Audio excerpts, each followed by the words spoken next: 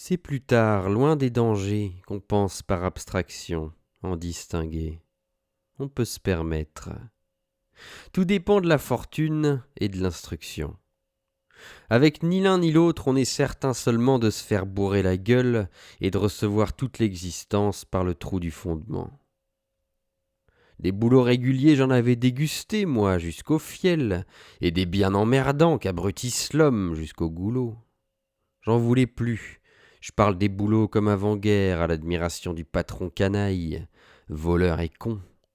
Amen. Je suis né en 93, 1800, c'est-à-dire. Je fais de l'esprit. Ma médaille militaire, je l'ai donc fait sauter, et d'un. J'ai dit. Pour ce qu'elle me donnait de considération dans le milieu, elle me valait 10 fois encore autant de jalousie. L'abolition des privilèges. Ensuite, c'est pas mon genre de me faire reluire. De nature, je suis timide et délicat, comme un mort, presque. J'ai enlevé tout ça et l'uniforme. Et tu pavoises plus, qu'a dit tout de suite Bijou à ce propos. On va pouvoir te sortir en plein jour à présent. Toi, que j'ai dit, tant que je t'aurai pas crevé l'urne, tu te tiendras pas pour quitte. Il y aura bien des choses alors que tu comprendras d'un coup. C'était parlé. J'aimais pas sa salive, bourrin qu'il était. Fallait que je la clôture, sa gueule, je me sentais devenir héros quand il me parlait. Chacun sa guerre.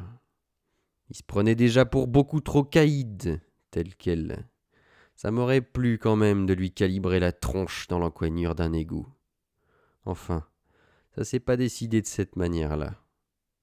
Mais de mouton déjà, je me sentais devenir enragé quand il passait aux impertinences. Il me jetait un œil alors qu'était poison. Je jacasse, je m'embrouille. Ça m'empêche de vous montrer le quartier dans les attractions comme il était. La belle nature, la jolie jeunesse, tout ça vient des ondées des brumes en Angleterre. C'est ce qui donne la tendresse à tous.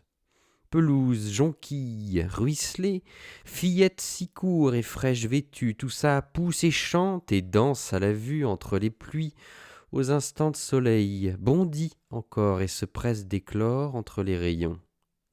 Il arrive le beau temps merveilleux d'être attendu par tant de monde et de fleurs en peine. Il ne faudrait point d'ailleurs que je vous attriste. Voici 12 gradins d'œillets à vendre depuis le premier étage jusqu'au sol au-devant de 4 boutiques de l'enseigne du trottoir.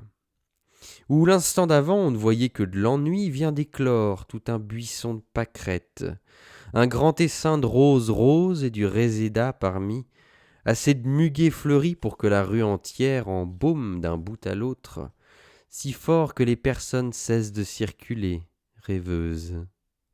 Au plaisir des cœurs tendres, des dames au cimetière, des rendez-vous et des petits-enfants.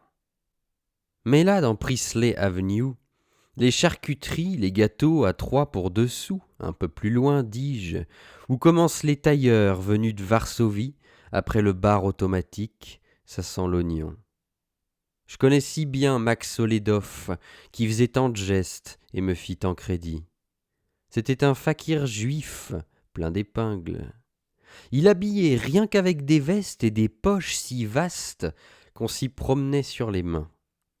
Le tout en damier qui s'étirait à l'humidité tellement qu'on ne se reconnaissait plus. Lui non plus. Le coiffeur et le philatéliste font boutique ensemble. Voici 100 000 vignettes dans une seule vitrine pour faire rêver l'avare et l'écolier voyageur au doux long cours. Ils sucent les carreaux, pays par pays, en se trifouillant le derrière. Les oxyures s'échappent. Encore un aveugle accroupi qui tire sur l'accordéon, l'air qui n'en finit pas de se rendre jusqu'au-dessus de l'échafaudage de l'Armise qu'on ne terminera jamais. La cabine du téléphone, tout contre, demeure interrompue depuis 22 années. C'est ainsi. Je sais, je l'ai lu, qu'un crime fut commis là un soir d'hiver, un crime en 1892, dans le Sunday Pictorial. Tout le monde a oublié ce fait. Je sais la profondeur des choses. Je ne dirai rien, voilà tout. La romance à l'air vif retombe comme une vieille guimauve des fenêtres d'en face, avec 3 pennies dedans. Une pièce titube et vadrouille jusqu'à l'ouverture de l'égout. L'aveugle bondit et l'écrase au ras de la grille. Il examine qu'elle est bonne. Encore une voiture de fruits qui passe et une autre qui vend des glaces, des siciliennes, peinturlurée rose et pervenche sur toutes les rainures comme une vraie réjouissance. Elle se planque, la bagnole, à l'angle même du squarceau. Voilà tout ce qu'il reste le soir venu, des seigneurs de Venise, ambassadeurs d'autrefois, à 2 pas d'ici, dans leur palais à Lambris et Porphyre. C'est moisi.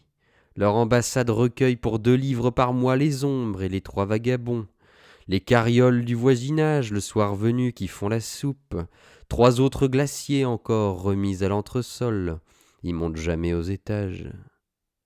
15 émigrations ont achevé depuis 93 de fatiguer ce quartier-là. On a pissé des enfants du malheur et fait de la lessive dans toutes les soupentes de Sceaux. Le triste jardin qui est au centre, le saule pleureur énorme qui monte si haut dans la tristesse et retombe si bas qu'il répugne, l'indécent malheur. J'aime bien vous raconter Londres, mais je me souviens quand même de mon histoire. Donc chaque fois qu'elle venait me voir, au bout du compte, Angèle, c'était pour m'aider, on se comprend. J'ai reçu peut-être en tout 200 francs de mes parents. Il fallait Angèle à tout prix. D'ordinaire, une des mignonnes s'appuyait la tambouille à la Leicester Pension pour tout le monde. C'était la famille. Madame Council le préférait aussi. Les femmes, au hasard des occupations et des instants libres, se servaient souvent après nous. Tout de même, on veillait à ce qu'elles se nourrissent régulièrement. Le climat est dur à Londres, surtout au business dehors. Quand le brouillard gèle la retape, ça devient du cross-country tellement qu'elle ramasse de gredin, les mômes, dans les rues poisseuses. Faut ce qu'il faut, en somme. Les Anglaises possèdent plus de graisse entre cuir et chair que les nôtres, qui grelottent tout de suite. Souvent, quand elles avaient du chagrin, elles refusaient de bouffer. J'ai vu comme ça des scènes homériques. Le Dédé Gralard bourrait la gueule à la sienne qui voulait pas reprendre des haricots. Tu sais bien pourtant ce que le médecin t'a dit, flac et flac, qu'il te fallait du farineux, charogne, vlan, encore mon 45 dans les miches. Le brouillard est traître et fait durer les rhumes. Tout ça c'est de la perte, pas que du sentiment. De la cave à l'heure des repas montait aussi l'espèce de bonne, une Irlandaise. Elle nous parlait pas beaucoup, mais elle en finissait pas de nous détailler pendant qu'on déjeunait. Elle avait pas l'air de comprendre. Mabel, qu'elle s'appelait. Elle desservait, redescendait au sous-sol. On la revoyait plus de la journée. Il y en a une comme ça, une dans presque chaque maison britannique, toujours de plus en plus négligée, l'inévitable. La nôtre, elle faisait partie du brouillard et du graillon quand elle passait les plats entre nous. Même nous, on se sentait coupable de quelque chose, alors on l'engueulait. Elle répondait pas. Je suis descendu dans la cuisine, finalement, une après-midi, pour essayer de lui parler. Elle voulait pas. Ça m'énervait qu'elle soit tant silencieuse. J'avais pas grand-chose à lui dire, mais j'avais pas grand-chose à faire non plus. Ça se faisait pas de rencarder la boniche, même à la rigolade. Les autres putassiers, cependant, ils m'ont bien prévenu. La mère Council va t'avoir à la caille si tu lui carambouilles son graillon. Et puis les mômes deviendront jalouses si elles te voient fréquenter la boniche. Il donnait pas la vraie raison. La seule, c'était du snobisme. Faut toujours quelqu'un en dessous et qui reste. Pour les putains, c'est capital d'avoir une bonne en dessous.